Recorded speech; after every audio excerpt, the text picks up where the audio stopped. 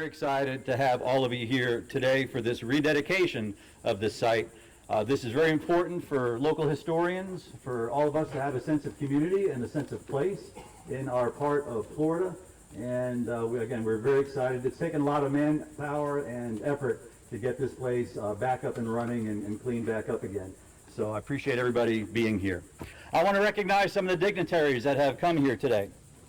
We have got Joe Langelo, president of the Palm Coast Lions Club.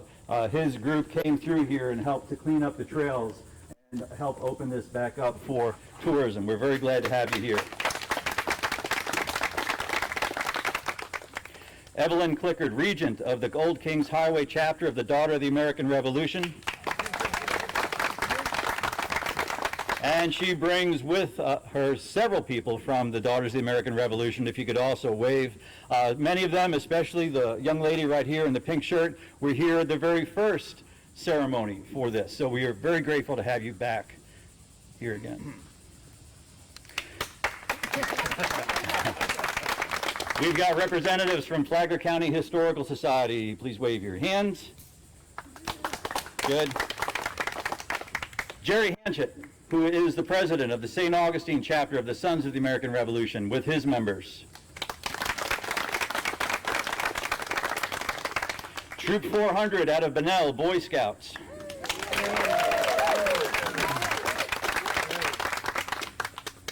We have Garrett Sproul, Eagle Scout, whose project re-roofed the shelter as you first came into the property.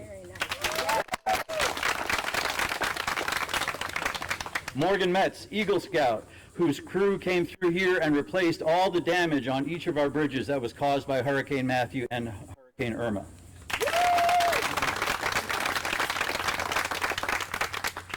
Flagler County Commissioner Donald O'Brien.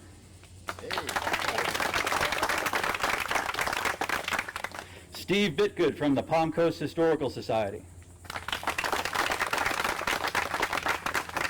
Flagler County Commissioners Greg Hansen and Joe Mullins. John Hoblick, President of Florida Farm Bureau. And from the Florida Department of Agriculture, Dick Crockett.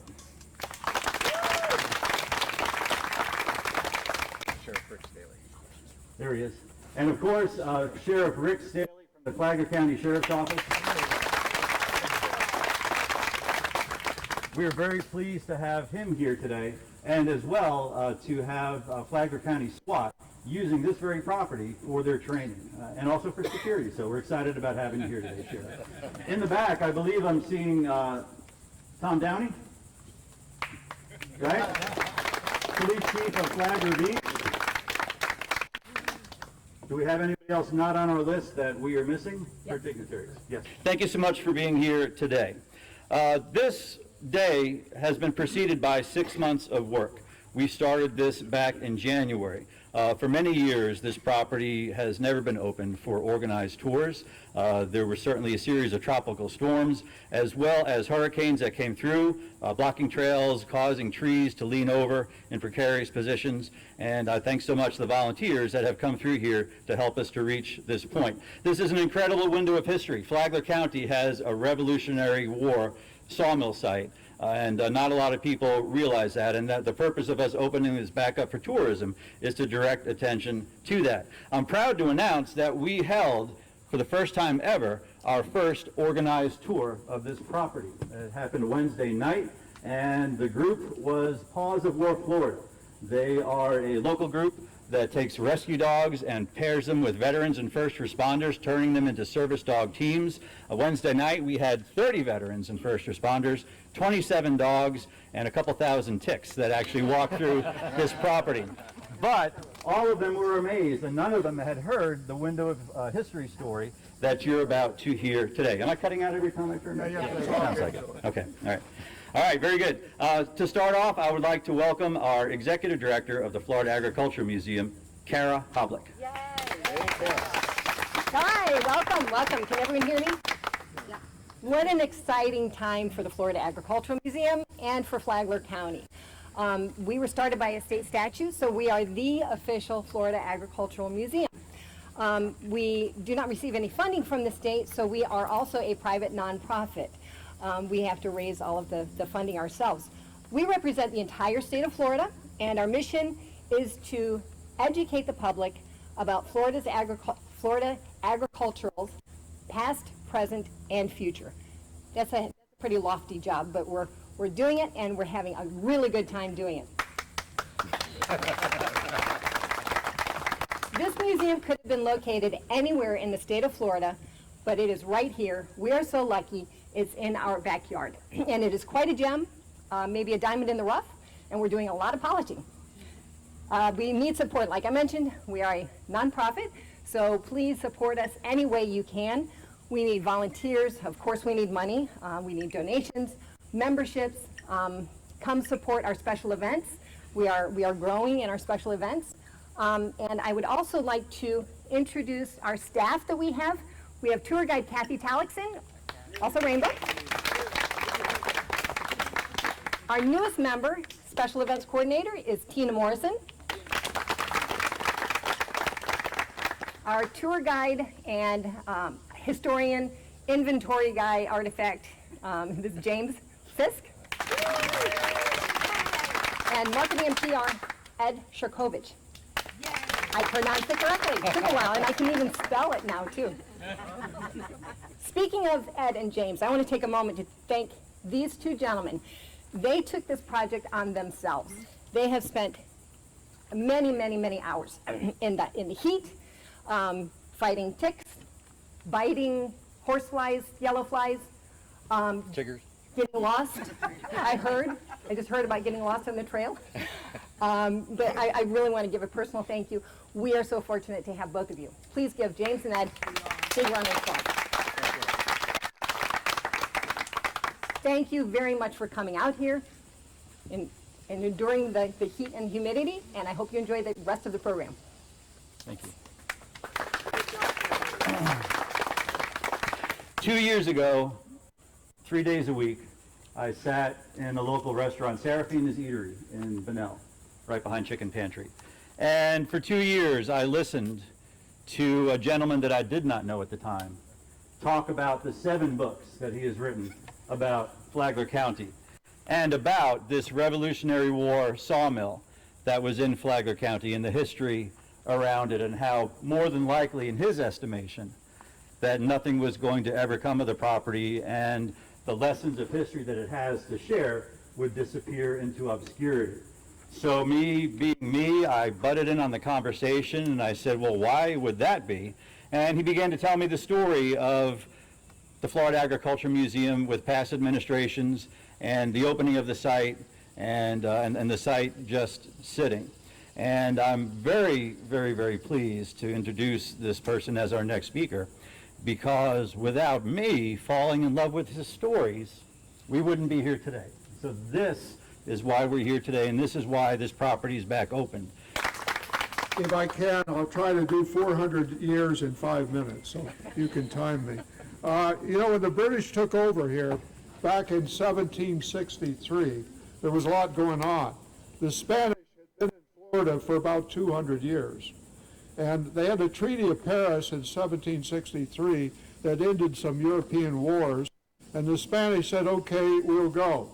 The new British took over this place, and they drew a map. They had a surveyor general by the name of Gerald de Bras, and he drew a map of this area in 1765, and I have a copy of the map here, and I think this might be the only copy that exists. It's upside down, but it's amazingly accurate. I believe this is the only existing copy of this map. There are others, but this one's sharp and clear, and it shows where we're at. Now, John Elliott Hewitt was a master carpenter. I think he saw this map, and he bought 1,000 acres here in 1768, and he set up a sawmill here, and he fed it by a north-flowing waterway, which on this map says Little Matanzas. Remember that Pellicer Creek, the name didn't exist at that time. He had maybe 35 or 40 slaves out here. They moved all this earth by hand. with shovels, hoes, and maybe oxen, I don't know for sure, but they did an amazing thing. They built a hydraulic sawmill, and by pulling levers, an operator could cut logs and maybe hit as much as 1,500 feet of lumber a day, which was unbelievable for those colonial times. Think about that, a hydraulic sawmill in the time of George Washington. Now, there were trees all over the place here. They were the original longleaf pine. They're almost extinct today. They've all been cut down for lumber. There were live oak out here, which were worth their weight in gold for building ships. There was an entry road being built called the King's Highway. The British built this road, which connected to a road from Savannah, Georgia, called the Georgia Post Road. It ran right through this area and ran down to the new settlement at New Smyrna. Now, this mill's an important part of our heritage, because after the American Revolution in 1782, when the British had to give up Savannah and Charleston, some 17,000 or more refugees showed up in St. Augustine. So here you had this little town with maybe at most 3,000 people, and wango, you had 18,000 people climbing in. These were the supporters of the king. We Americans called them Tories, and we had a traitors list, and if we caught them, we'd string them up in tar and feather and do other nasty things. So you can imagine why those people came pounding into Savannah. In fact, there were 16 ships wrecked on the bar outside St. Augustine, panic-stricken people fleeing into St. Augustine, wrecking on the bar. The LAMP group out there is diving on these ships as we speak.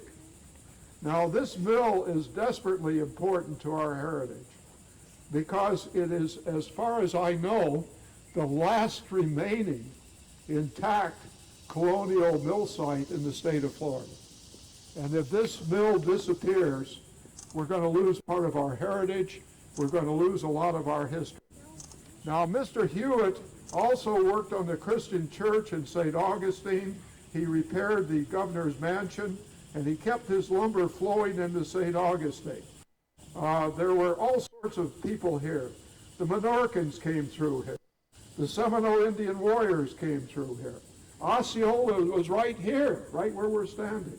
He came through before he was captured under a flag of truce south of St. Augustine. We have countless people. In fact, somebody ought to write a book about it.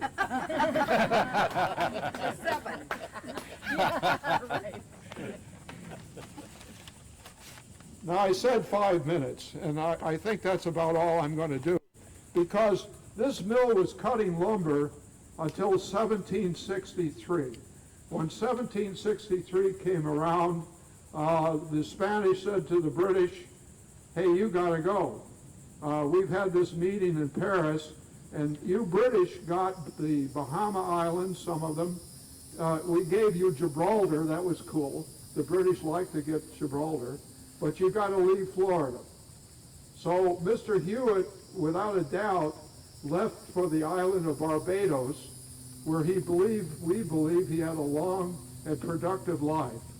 The old mill site, of course, was abandoned, and we do believe that it was burned up in the Patriot War of 1812, when the Patriots invaded Florida, and they were doing a little bit of pillaging and burning. So we think this mill was destroyed sometime around 1812, but it was not in operation at that time.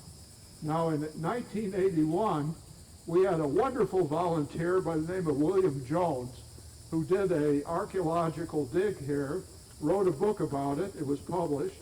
We also had Dana St. Clair, archaeologist, noted archaeologist, who did considerable work on this site. In 2006, Palm Coast Holdings gave 10 acres of this land to the Ag Museum. And in 2010, the DAR put up a beautiful plaque here, a beautiful bronze plaque. I was there at that meeting, and we've had storms, we've had neglect, But thank God we've got Eagle Scouts and Boy Scouts that are dedicated to rebuilding this place. And this is not county money. This is not state money. These are loyal young men who make a commitment and keep a commitment, which I think is somewhat lacking in our society. Now, much of this story has yet to be told. Old Kings Road itself is a story unto itself. Much has come from records from the Flagler County Historical Society and my mentor, Mr. Alan Hadid, who is one of the great historians of the county, and he's hiding there. You notice he's wearing snake boots, so he knows this place. He knows it well. He's not packing a pistol, but I think he might be. But anyway, Sheriff Staley's got that. This is such a worthy place to protect, guys. I can't tell you how important this place is to American heritage. Our next speaker is going to be Al Hadid. He is presently Flagler County's attorney. He has served a total of 20 years in that capacity. There we go, there we go. You got to be lined up in a straight line with this thing. Okay, well, this obviously is hallowed ground. And what I want to talk about is how it came to be publicly owned. What was the genesis of this? It was a very long road.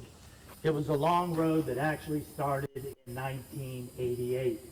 And it was at the time that the citizens of Flagler County decided that they want to conserve the beauty of their county. So they came out in droves and supported a referendum to tax themselves on their ad valorem bill to purchase environmentally sensitive lands. That vote carried by something like 65, 66%. That was in 1988. The centerpiece of that project was to acquire and preserve Princess Place forever. And that is what started the ball rolling. And I want you to think about this. Every bit of land to the east, I want you to take your thoughts and your eyes all the way to the Atlantic Ocean. And I want you now to take your eyes or your crows or your drones, modern technology, all the way to the beginning of the headwaters of Pellisier Creek. The entirety of it is publicly owned. It can never be developed by anyone other than historic preservation and other than the Boy Scouts. Okay? So there are so many firsts that were involved here. The state of Florida, sort of unbeknownst to Flagler County, passed a program called the Florida Preservation 2000. And I don't know if you remember that term, but they funded it with about $300 million over a 10-year period. So they wanted to give money to local communities to help them. And Flagler County, because it had just passed, it started in 1990. So they had passed the referendum in 88, where the county bought some properties, and then came along the state program, and Princess Place was very, very expensive, so they applied for a grant, a match grant.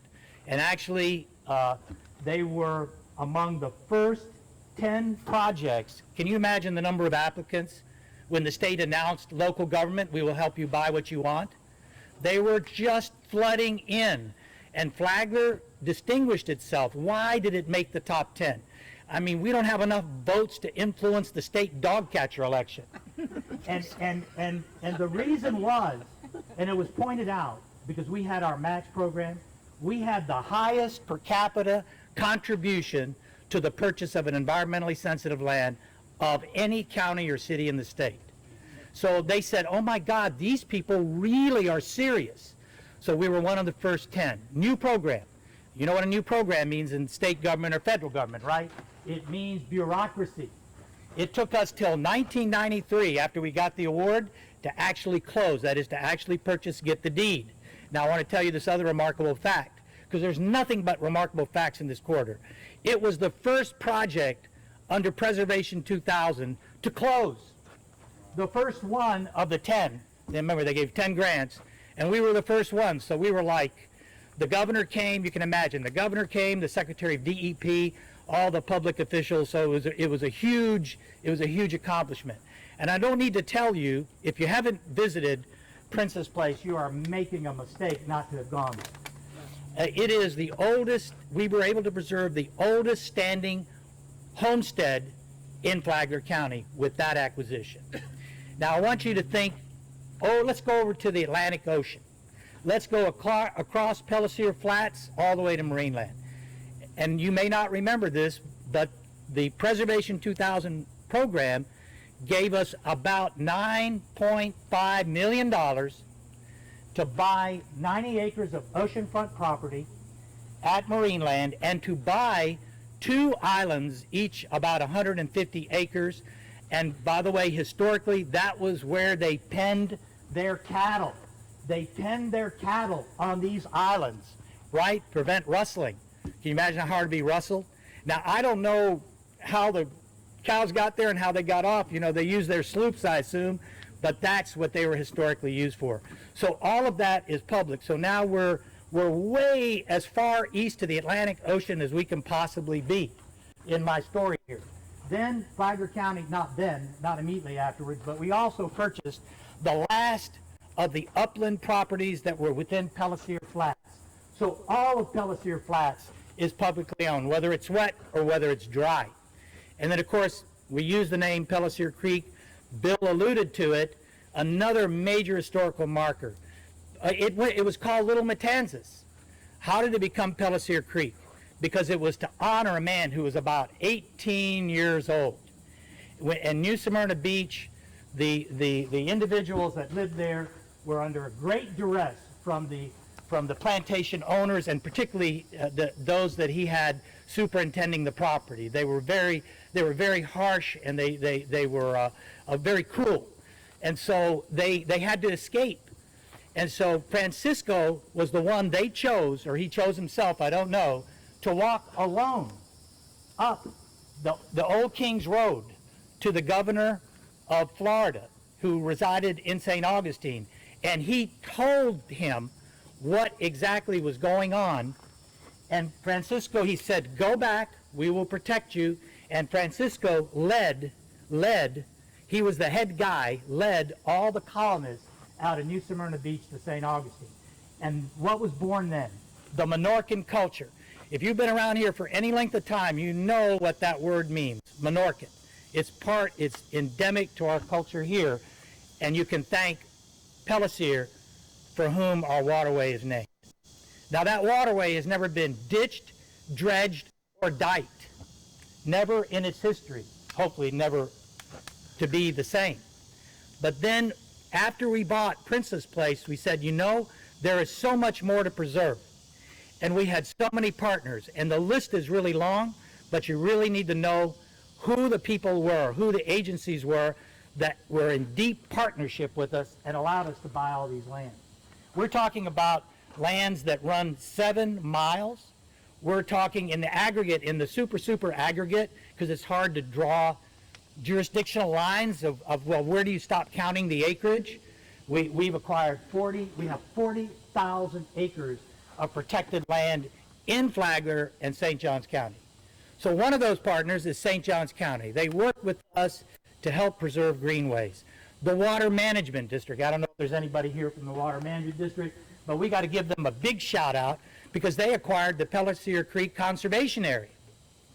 They were the ones that arranged for us to, by the way, separately, the Flagler County, to acquire the land that the Florida Agricultural Museum now sits on. That's 300 acres. So now we're marching this way, right? And then thanks to Palm Coast Holdings, they contributed this land as part of their development order. So now we have this continuous corridor of conservation area, of history, of heritage, of legacy. So this is incredibly important. So I've told you about a couple first, but because we've put all of this together, this corridor, I want you to, I don't know that you know this, but the state of Florida, because of what Marineland achieved, because of its rebuilding, because of its conservation ethic, it was named Florida's first remarkable coastal place.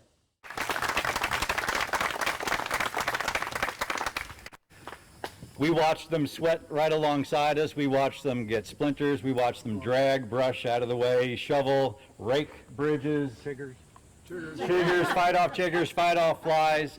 We had 2 young ladies from Dr. Duke's history class at Daytona Beach Community College that stood here on the bridge watching James and I out there somewhere for the specific purpose of making sure that anything that looked like this, they would let us know about it, and anything that came up like this, they would yell this, and they were absolutely awesome. So we thank them for sure. And one thing I want to point out to each of our volunteers is that the Old Kings Highway chapter of the Daughters of the American Revolution has drawn up appreciation certificates for each of you. And we'll make sure that we get those handed out to you in this coming week.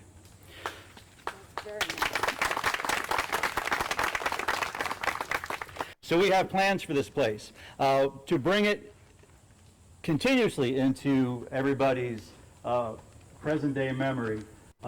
We are going to take the principles of Kara's administration of the Florida Agricultural Museum to teach work ethic and life skills to children and their parents and bring that over here. So within the coming weeks, James and I, along with our volunteers, are going to be setting up demonstration stations on the back part of this property that are going to teach children what it was like to have to cut wood by hand to build a house with a 2-person saw, and using log rolling tools, what that was like, so that you have a greater appreciation of the things that we have today that make life so easy.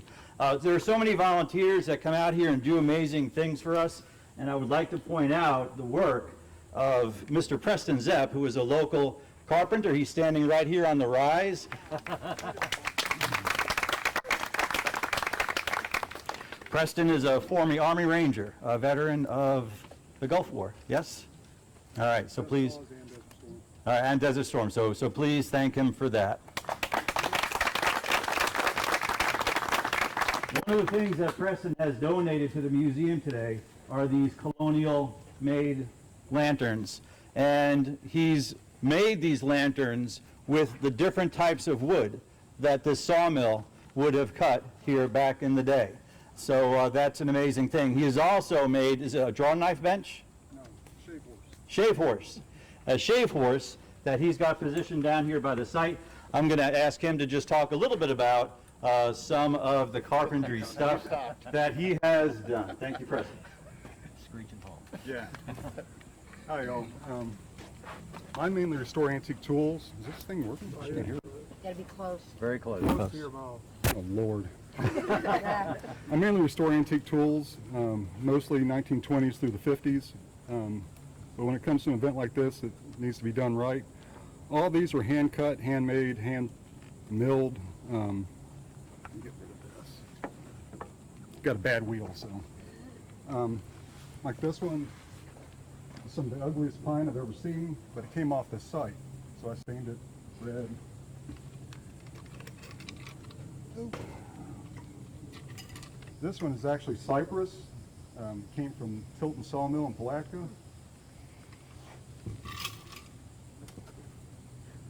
Yellow pine, which is very prevalent here. And these two are special. This is red oak, and it would sit on a tabletop. And this one's red. Huh? Thank you very much. This one is the very last piece of live oak I had. They mentioned live oak. You've heard of old Ironsides, USS Constitution. That's what it's actually made out of. This was the hardest wood I've ever cut in my entire life. I actually burned up saw blades. I couldn't use a handsaw, I had to use saw blades. But this one is in traditional style. I'll have to. What happened, you put the candle in, lift it up to light it, and drop it back down. Take the candle out, you had to pull the pegs. The whole top comes off. I'm not much of a tinsmith, but it needed to have a cover on it. And because it's one of the oldest woods around, I gotta give it to one of the oldest people around.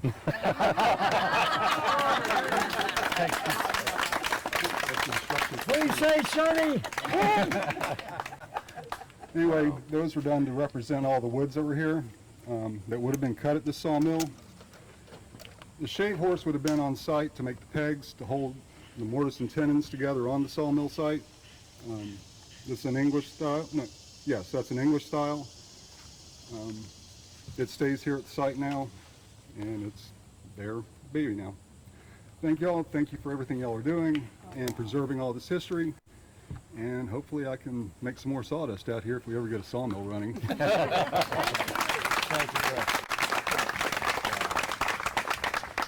So his last words there, if we ever get a sawmill running, is something that I want to just bring to each of you, because I know that in this world we live in, we may only have 3 degrees of separation that keep us apart, and a lot of us know people.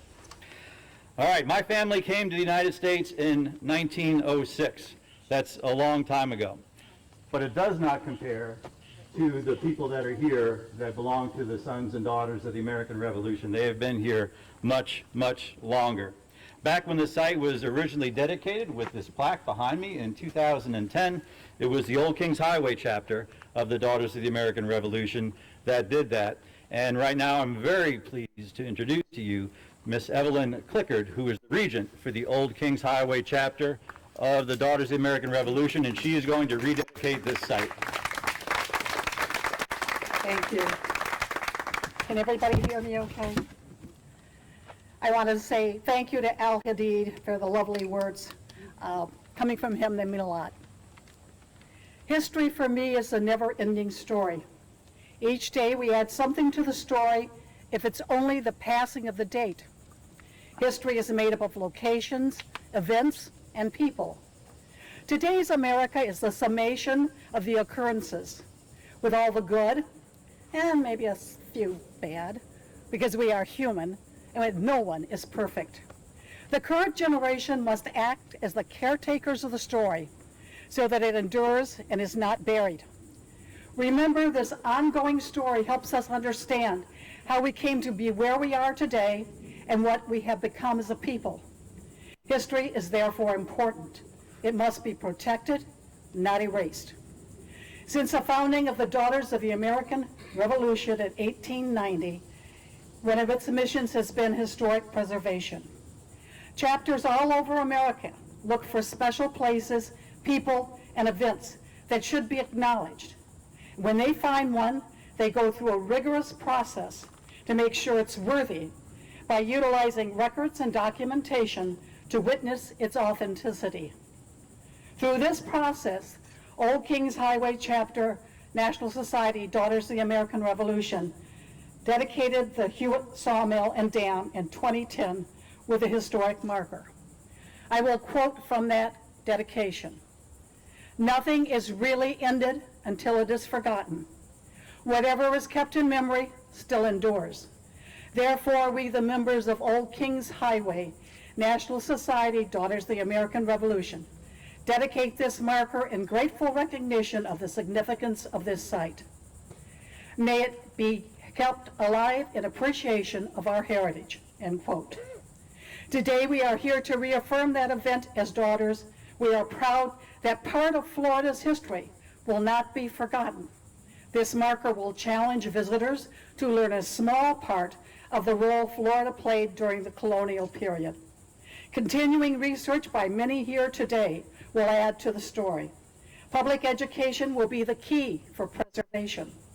A big thank you to the Florida Ag Museum for allowing Old Kings Highway, NSA-DAR, to be a part of this today, and for their continuing efforts to preserve history for the future generations. We also want to acknowledge the many, many individuals who donated time and talent in preparation for today's celebration. Thank you. And, as I said, the story will go on. And God bless America. And this is a collaboration between Mr. Bill Ryan, founder of Fort Mose in St. Augustine, James Bullock, and university history professor and author, Dr. Roger Smith. The three of them, along with James Fisk and me hastily typing away, are writing a theatrical play that is based on Old Kings Road. There's so much history that took place here between South Georgia and Turnbull Colony and New Smyrna Beach. And while The Cross and Sword has been the traditional state play for Florida, I don't believe they have actually acted out here in some years. So they are writing a play. The play is going to be based on Old Kings Road because Old Kings Road travels through Flagler County, and because they like this place so much, we're going to have the play based here at the Florida Agricultural Museum. Initially, the initial production of the play is going to be with these historians, but as mentors, they are going to be reaching out to high school and college students in the Flagler County and St. Johns County school system to bring their drama departments into this play to teach children or young adults about the history that's taken place here, and then they will carry that tradition forward. So I'm going to ask Mr. James Bullock and Dr. Roger Smith to please come forward and do an initial reading of the opening of The Road. Oh, boy.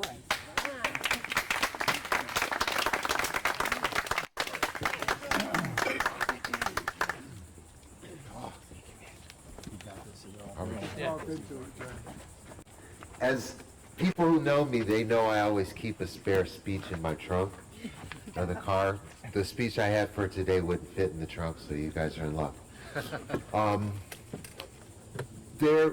Part of what I want to say is that spirit must be involved in many of these things, because I wouldn't have learned about much of this without meeting James Fisk, without meeting Bill Ryan.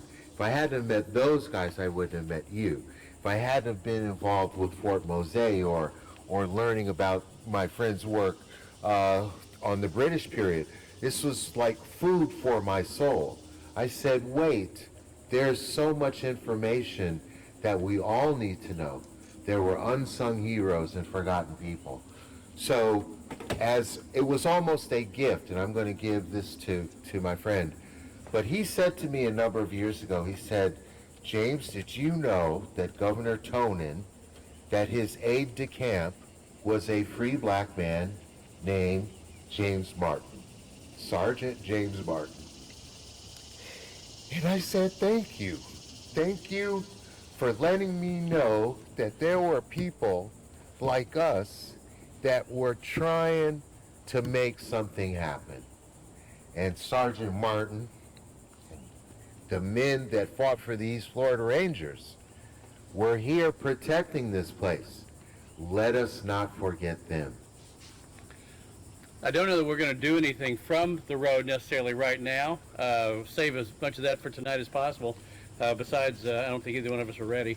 But but the bottom line is Patrick Tonin was not a good guy. He wasn't a nice guy. He was here for one reason, because he owned a 20,000 acre plantation up on Black Creek, and there was a lot brewing in the colonies to the north, and Parliament and the King needed somebody in East Florida who had a stake in the matter, and who also he was a military man. He'd been 33 years dragoon in the King's Army, fought in the 7 Years' War. And he was put here to do one thing and one thing only, and that was keep the colony loyal for king and country. And to his credit, unfortunately, he accomplished that. East Florida was the only British colony south of the Canadian border that never furled the Union Jack, that never surrendered. And recent history, recent research has taught us, I've found so far 81 letters that George Washington wrote either to the Continental Congress or to his general staff, citing St. Augustine as either a military target or a military concern. And we now know that the Continental Congress authorized 5 invasions into East Florida. We don't teach that in our schools, and that's one of our focuses now. And James has helped me put this, get this out of an academic perspective and put it into something that has meat on it, something that has real people and has faces and comments and things that we can associate with history. So so it's fun what we do, but it's also the whole purpose is to get people to remember that Florida mattered during the American Revolution. This sawmill mattered. This is the mill Governor Tonin used when he rebuilt the barracks when he first came in 1774. And primary reason for doing that was to build morale amongst the troops. So so this mill was extremely significant.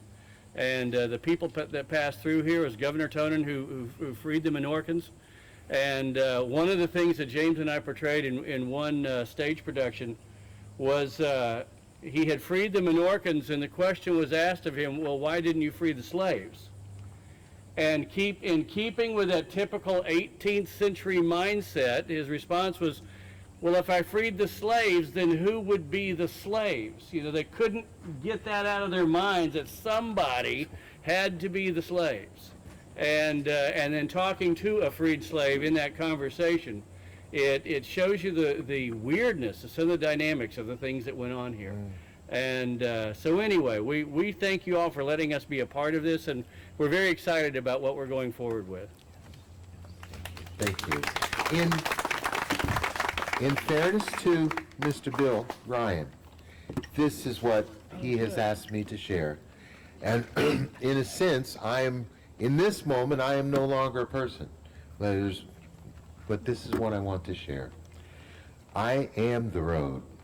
I have been the main route into Florida almost forever. Over my surface traveled new settlers, desperate men and women, soldiers and angry Indians, cattle and life itself. I am much more than a normal highway from existing point to point. I have lived and changed as many times as the land that we now stand. I have many names. Today you call me the Old King's Road. My ancestors came here from millions of years past. Ancient seas once covered my route.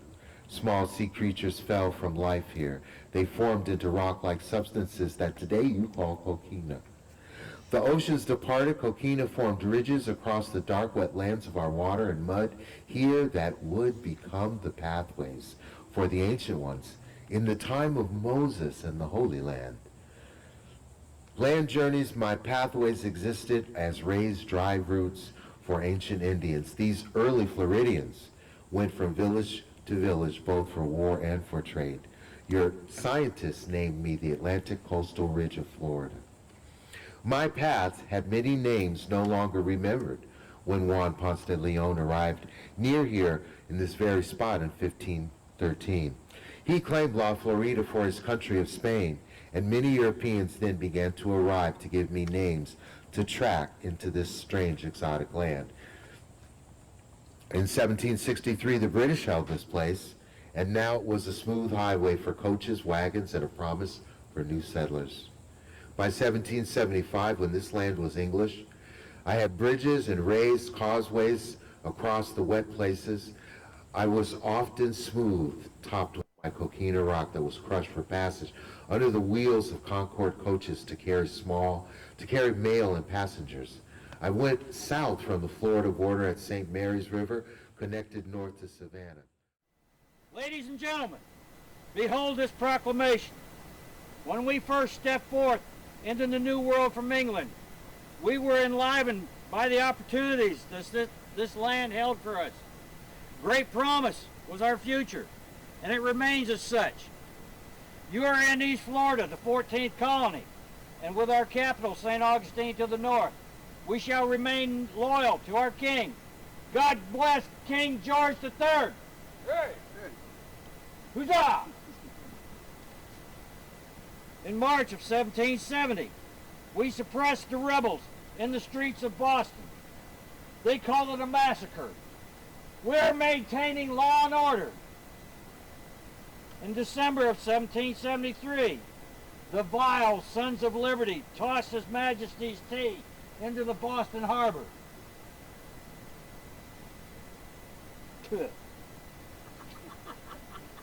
They shall pay for this vandalous act, plus the king's righteous tax. The traitor Paul Revere gave us away by lantern. The attacks at Lexington and Concord, Fort Ticonderoga, and the Battle of Bunker Hill. We will not tolerate this insubordination. The Declaration of Independence was drafted and signed by traitors on July 4th, 1776. We, the people of these United States of America, we burned effigies of John Hancock and Samuel Adams in St. Augustine's town square last night. There's your freedom. Tonight, we march to John Hewitt Sawmill, You're gonna a stop. man loyal to the King of England. Follow me.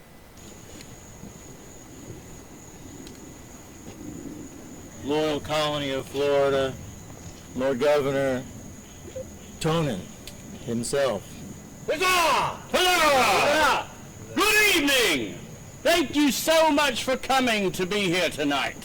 As you can see on your right is the mill that was built back in the 1760s. Look at how the water hits the wheel and turns the wooden gears and the blade goes, you know, the blade, well, use your bloody imagination, okay? There's a mill here. As a matter of fact, what I'm going to do is I'm going to have Master John Hewitt, who owns the mill, explain it to you. John Hewitt, at your service. Welcome, all of King George's loyal subjects. Welcome to the mill. I came to St. Augustine in 1768, soon after the Spanish skedaddled out of the area, and started to work right away as a master carpenter and a builder, working on projects such as the steeple for the Presbyterian Church and his honor the governor's mansion.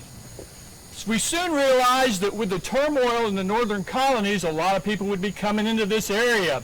And so I bought 1,000 acres of land and started cutting timber. And we started sawing it into lumber, but realized quickly that 2 men in a pit saw sawing only 250 board feet a day of lumber was not going to satisfy the need for over 20,000 homes that we were going to need to build in St. Augustine as a result of the war up north. So I devised this mill that you see over here. So the portion of the dam that you're walking on right now was built by men. It's an earthworks that goes around. The mill pond is over to the left. A large area is flooded over there. This sluice area that we're standing on under this bridge directs the stream of that water directly towards the mill, which turns the flutter wheel. Now this is not a circular saw blade. This is an up and down saw blade like this, and so it's a little different than what you may be used to. Once the lumber's sawn up, we stack it, allow it to dry to a certain extent, and then we transport it to St. Augustine, where the governor and his men utilize that to build the homes for the 20,000 or more loyalists that we're expecting any time now. Enjoy your trip to the mill. Now, as you mentioned, the war itself. The rebellion has gotten completely out of hand up to the north. Loyal subjects of the king are being tortured. They're being killed. When I became governor of this colony in 1774, there were 3,500 loyal subjects in this colony.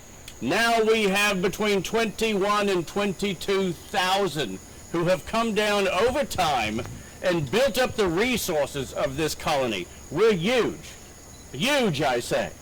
So when you're looking at colonies and the significance of what was going on here, this is one of the most important industrial projects that we had. This mill built the barracks in St. Augustine, and by and large, every British colony south of the Canadian border fell to the rebellion, with the exception of my colony, and I choose to think it's because of my leadership, and I dare any man to challenge me on that. Thank you, sir. I pay them well. We're now going to go to St. Augustine. And we're going to get out of this heat a little bit. When we go to St. Augustine, we're going to enjoy our victory and enjoy the fact that we shall remain. I'm never wrong about these things. The Americans will lose their war of independence, and we shall remain loyal British subjects in North America. Mark my words. Follow us. God bless the... You made it into a torchlight, too. Buenas noches, ladies and gentlemen. No habla! No habla. Oh, well, let me explain. You see, these people have made a treaty.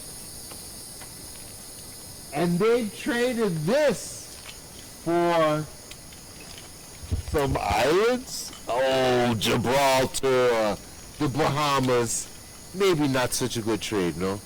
But nonetheless, you are now on my property. So, on the way, Andre, get out! Have you been drinking the rum? Not yet. I hope you've left us some. You know, when we left the last time, we took everything that wasn't nailed down. I hope you won't do the same. We are certainly hoping to just move right back in. Doesn't seem possible? We have colonists willing to stay. There's no option to stay. You must go. It'll take time. Time we have plenty of. There's manana. There's day after manana. We have much time. About 18 months. Too much time. You always want more. Always want more. Now, for you, what do they call themselves? Americans? For you Americans, I would like to congratulate you on your grand victory. It was very brave. Oh, I'm sorry to mention this. Apparently, it's news to my friend the governor. Well, let it be said that changes are coming, however small they might be. So, let's join together now. Viva España! Viva! Viva! Viva! Ah, Definitely been into the rum. you must go now. The land is these things happen. It's changed. Now, who are these people? Tourists. Oh, I see. Buenas noches. Buenas noches, señores. Bienvenidos. You have come to La Florida, and my name is General Bernardo Galvez. On behalf of Spain, I wish to welcome you all, and to, although I would ordinarily want you to be comfortable today, I do not. So, please do not get comfortable, do not stay. Your country is that way, and for the rest of you, those, what do you call them, Tories? Tourists. Oh, that sounds so rude. The Tories in you, you can go to a beautiful island called Barbados. It's a little overbooked right now. Or you can go to my favorite place I've heard a great deal about, Nova Scotia. If you think it's hot here, don't complain, because where you're going, it is not hot at all. So, I want to thank you all for coming. It has been a wonderful experience. And Governor, I hear you are leaving as well. Fast as I can. Well, if it had been more fun, you would have stayed. I know. But I see a good many brave men, and it is no doubt a shame that you probably feel heartbroken. Well, And I should have you know, I have sent word to my superiors. yes. I have written a 115-page I hate you letter. I have documented every minute infraction. I can't imagine there could have been that many things wrong. We've only arrived today. How could you have so many complaints? I hate everyone. That's pretty much. Now we get to the reason. That's so. Right. That's right. To the East Florida Rangers. How bravely you fought. Well, Bernardo Galvez, my superior. We assisted the Americans in that great war. You forgot about Pensacola. We captured it from you. Was Baton Rouge as well? Well, it's a big war. It was all over. You won some little battles. It's good you won some. No one penetrated East Florida. No one took East Florida. We were given away at the treaty. So, of course Pensacola fell. It's Pensacola. They think they were here before St. Augustine. What do you expect? It's true. So, sadly, everyone, what the governor says is true. This has all been done by way of treaty. And the kings and queens, God rest their souls, they know better than you, and they know what your future is, and your future does not lie in Florida. And so, find out where you stand. Will you go perhaps with these loyalists? couldn't pick finer men, or perhaps you stay here in Florida. You can sign an oath of allegiance. There will be some. So, these are some interesting times, no? Very good to see you. Good to see you. Thank you, my friends. As an introduction, I give you the founder of St. Augustine, Fort Mose, otherwise known as El Pueblo de Gracia Real de Santa Teresa de Mose. Senor James Bullock. Oh, thank you. It's an honor for me to be a part of things that are getting started. To see a lot of old friends, to see people who, rain, sleet, or snow, and you guys know who you are. I've seen you at sites where we're up to our ankles in rain, but getting this story out is very important. If there was anything that I learned and I wanted to share with James Fisk here, was that in discovering how people here in Florida had to work together, and I began to realize, gee, that's kind of a different narrative than I'm used to hearing. This thing about cooperation and people working together. And I said, well, gee, if people could do that hundreds of years ago, and here in Spanish Florida, you had this multicultural society. When the British first come for the Spanish authorities here, they have to sort out who's free and who's not. And there's people coming down this road who are saying, well, I was a slave on Mr. Johnson's plantation. But last I heard, he joins the King's Regiment and he got killed at King's Mountain. So here I am. Both governors are like, well, what do we do? Is this your guy or is he my guy? And he's saying, but I'm my guy. And so all of these things, I think, are happening here. Individual choices that people made. We talk how often about 1781 and 16 ships ran aground. Loyalists coming down from Charleston.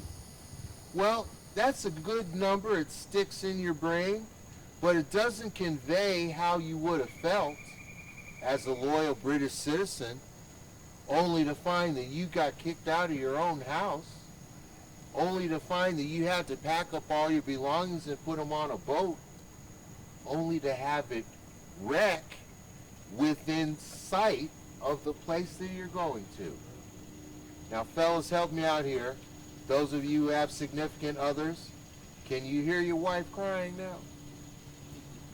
Can you hear her saying, that was my mother's? And indeed it was. But that's what history is about. What do we leave behind? What do we take? So I say this is a place we don't leave behind. No, this story's too great to leave behind. The efforts of the people to build this mill is too great to leave behind. Think about it for a second. 35 people built a sawmill, a big house, a kitchen, a bunch of cabins, and a barn. What do they get paid? So I say to you, yes, we are here for Mr. Hewitt's mill. But remember this, he didn't build it all by himself now, did he? So the story he leaves behind is not just Mr. Hewitt as far as I can see. Because I'll tell you something else. You can't run any kind of an operation and be cruel to everybody that works for you. You can't. You think Mr. Hewitt mistreated these people? I don't think so. You think he didn't feed them? What, you gonna chop down trees all day and on an empty stomach? I don't think so. And who cooked the food? Any of you ladies ever made pancakes on a wood fire? Any of you made pancakes on a wood fire for 35 people at the crack of dawn? Ah, so who built this? Your ancestors. All of us put a little bit into it. So let's claim it with some pride, shall we? And say, this is our history. We made it together. Why should we be ashamed of it? Because it's all not pretty? No, we're old enough and smart enough to deal with what's not so pretty. So, off script or on script, and as James Fisk will tell you, I bring a couple extra speeches with me anytime. But when I get to a place where when my feet touch the ground, I know that there's blood, sweat, and tears of the people that were here. And I'm pretty sure they would look at all of you and say, they're all right. They're not going to say, oh, I like these guys, they're English. Oh, I don't like these guys. No, I think they're saying, these people are Floridians. They're all right. So I want to welcome you. Support this site. Will you promise me that? All right.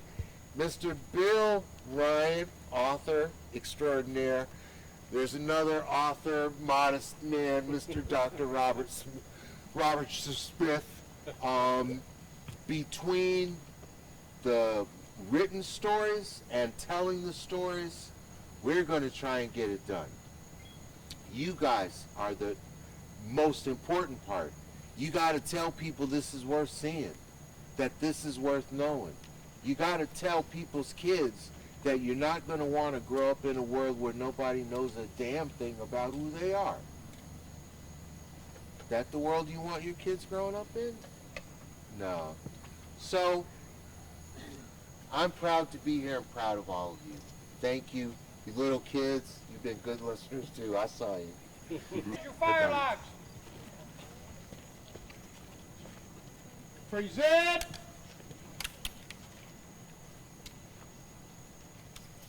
Fire.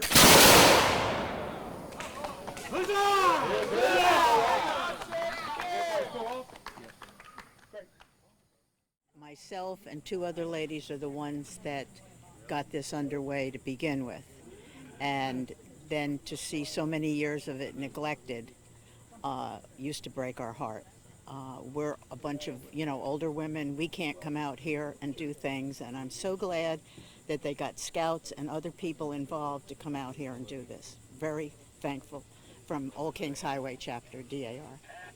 Most important, as Marcy said prior to me, I did not help set this up, but I was at the first dedication and was here afterwards and saw, the neglect, same thing. And so it just warms my heart now that we have people that can take care of something that we worked so hard for. And it's much appreciated by Old Kings Highway Chapter.